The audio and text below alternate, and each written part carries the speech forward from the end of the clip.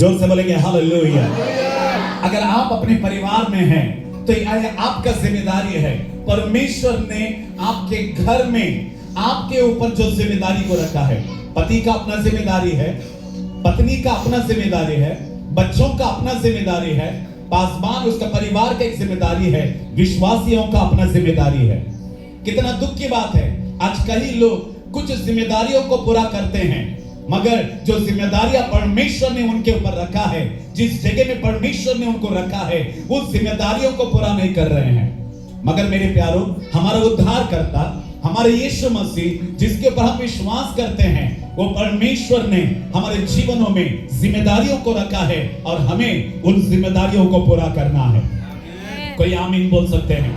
पति की जिम्मेदारी परिवार को चलाना, पत्नी का अपना जिम्मेदारी, बच्चों को माँ बाप का आदर करने का जिम्मेदारी, पासवान को कलीसिया को चलाने का जिम्मेदारी, विश्वासियों को पासवान को आदर करके कलीसिया में ईमानदारी से रहने का जिम्मेदारी, हर एक के जीवन में एक जिम्मेदारी है। यीशु मसीह जिम्मेदारी पूरा करके हमें सिखाया है। अब हमारा यह जिम्मेदारी है कि हमारे जिम्मेदारियों की उसकी महिमा के लिए हमें पूरा करना है। कोई आमीन बोल सकते हैं? जोर से बोलेंगे हालेलुया। बगल वाले का हाथ पकड़कर बोलो, मुझे जिम्मेदारियों को पूरा करना है। आमीन। यहां तक कि यीशु मसीह जब क्रूस के ऊपर थे, यीशु मसीह सामने मरियम जो मां थी और यूहन्ना था, जब यीशु मसीह का जान जा रहा था, उस समय में यूहन्ना को कहते हैं, आज के बाद ये तेरी मां है और ये मां आज के बाद ये तेरा बेटा है। वहां पे क्रूस के ऊपर भी लहू बहाते हुए भी, सांस जाते हुए यीशु मसीह इस धरती की जिम्मेदारियों को पूरा कर रहा है। आज तेरे मेरे सामने एक सवाल है, हम अपनी जिम्मेदारी को कैसा पूरा कर रहे हैं? प्रार्थना करें कि परमेश्वर मुझे मदद करे, मेरे परिवार के जिम्मेदारियों को मैं पूरा करूं। मुझे मदद करें, मेरे घर के परिवार, मेरे घर, मेरे जीवन, मेरे कलीसिया में जो जिम्मेदारियों को तूने रखा है, उन जिम्मेदारियों को मैं पूरा करूं, ताकि तेरी जुबान से मैं एक शाबाश और आशीषों का एक वचन मेरे लिए आ जाए। कोई आमीन बोल सकते हैं? आप अपनी जिम्मेदारियों को जब पूरा करोगे, परमेश्वर आपको इनाम देगा। उतना ही नहीं, जब तक आप इस धरती के ऊपर रहोगे, आप एक अच्छा नाम कमाओगे अगर आप अपनी जिम्मेदारियों को बिना चुके अगर पूरा करेंगे। कोई आमीन बोल सकते हैं?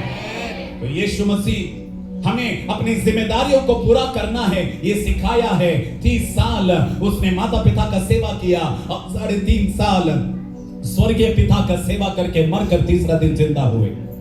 मगर वो 3.5 साल का जो आखिरी हफ्ता जो रहता है, जो लास्ट जो है, आज से लेकर नेक्स्ट संडे तक, यानी ये संडे से लेकर अगला संडे तक, एज यूजुअल यहूदी लोग या इजरायली लोग जो है, ये रोमन का कैलेंडर को वो लोग मानते नहीं है।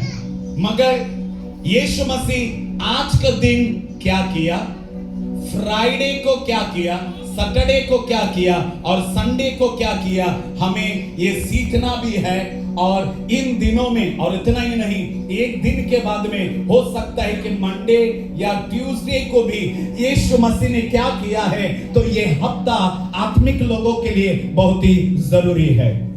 कुछ लोग 40 दिन से उपवास रह रहे हैं, परमेश्वर का धन्यवाद, हम भी जो है उपवास के दिनों को रिसेंटली खत्म किया, मगर और हम लोग लगातार उपवास के प्रार्थना में जा रहे हैं। कोई आमीन बोल सकते हैं?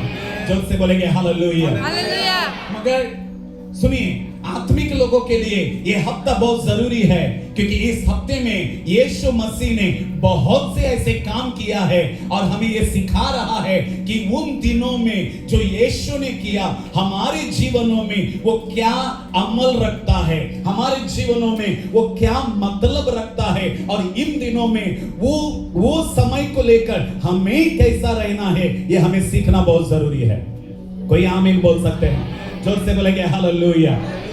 तो आज का दिन, मेरे प्यारो, आज का दिन यीशु मसीह, परमेश्वर का वचन कहता है, मार्कुस 11 अध्याय, थोड़ा सा फोन से उसको जो है बड़ा कर दीजिए, बहुत ही छोटे हैं फोन, अगर बड़ा कर सकते हैं। तो आज का दिन जो है, मार्कुस का सुसमाचार 11 अध्याय और यूहन्ना का सुसमाचार 12 अध्याय, ये दोनों अध्यायों में एक इंसिडेंट, जो यीशु मसीह के द्वारा हुआ है, ये दोनों अध्यायों में जो लिखा गया है।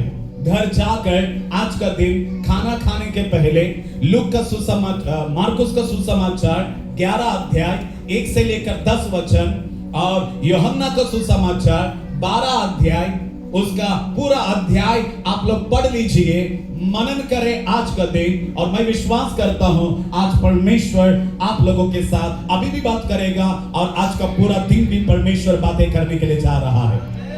हालेलुया।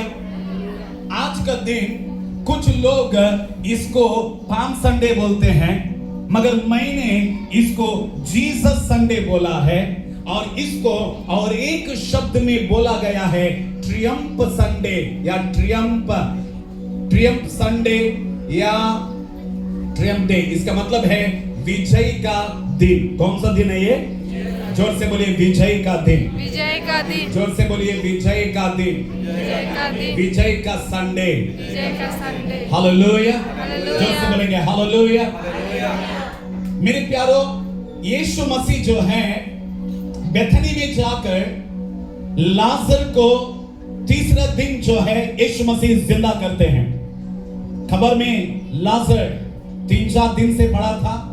यीशु मसीह जाते हैं और कहते हैं कि लाजर बाहर आ जाओ और मुर्दा लाजर जिंदा हो जाता है। हालेलुया। उस दिन कई यहूदी लोग ये बातों को देखकर आश्चर्यचकित हो जाते हैं, हैरान हो जाते हैं और कई यहूदी लोग यीशु मसीह के ऊपर विश्वास करते हैं कि ये मसीहा है। दूसरा, ये हमें बचाने के लिए आया है। तीसरा, ये हमारी रक्षा करने के लिए आया है। कुछ लोग उसे भविष्यद्वक्ता कह रहे हैं, कुछ लोग उसे रब्बी कह रहे हैं, मगर कुछ लोग उसे मसीहा कह रहे हैं और कुछ लोग उसे परमेश्वर का एकलौता बेटा, राजाओं का राजा कह रहे हैं। इसीलिए जब यीशु मसीह पतरस को कहते हैं, पतरस कहता है प्रभु हम तुझे छोड़कर किधर जाए? हमारा भरोसा, हमारा विश्वास, हमारी निर्भरता सब कुछ तू ही है। कोई आमीन बोल सकते हैं? जोर से बोलेंगे हालेलुया। हालेलुया। और जोर से बोलेंगे हालेलुया। तो लाजर को जिंदा करने के बाद अब यीशु